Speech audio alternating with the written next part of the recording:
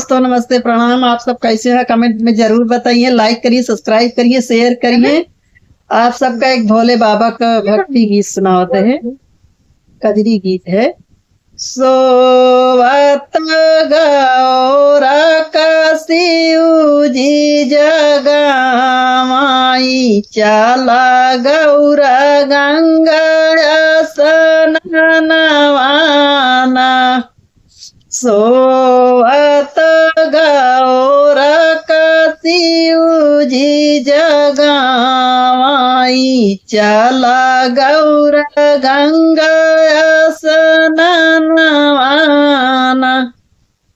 काई से चली हम गंगा स्नानवा, काई से के चली हम गंगा स्नानवा।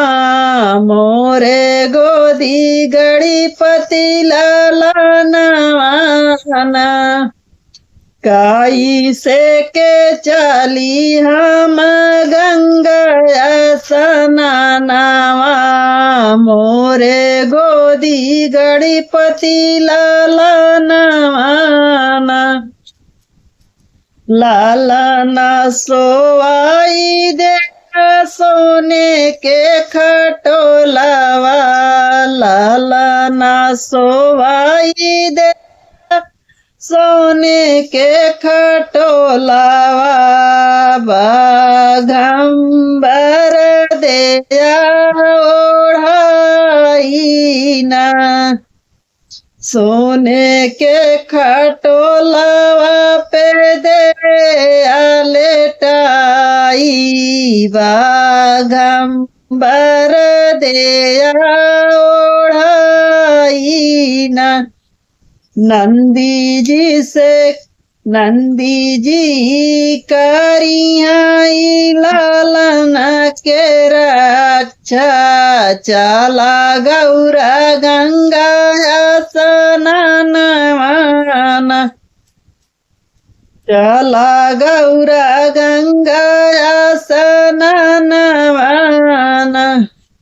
सोवत गौरा का शिव जी जगामाई, चला गौरा गंगा स्नानवाना। सोवत गौरा का शिव जी जगामाई, चला गौरा गंगा स्नानवाना।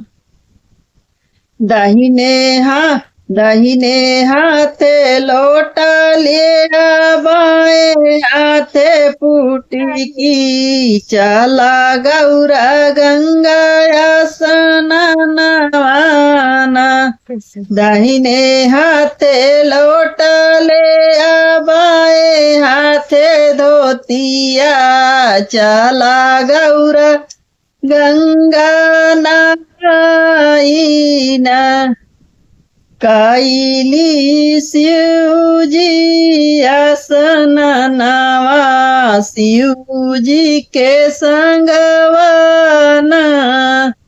भक्तन मांगाई शिव जी से वरदानवा, जुग जुग अमर रही तोहरा से दूरावा। जुग जुग जी अमर रही तोहरा से दूरावा।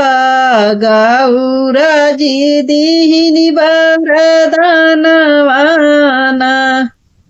गौरा जी दीनी वरदानवाना।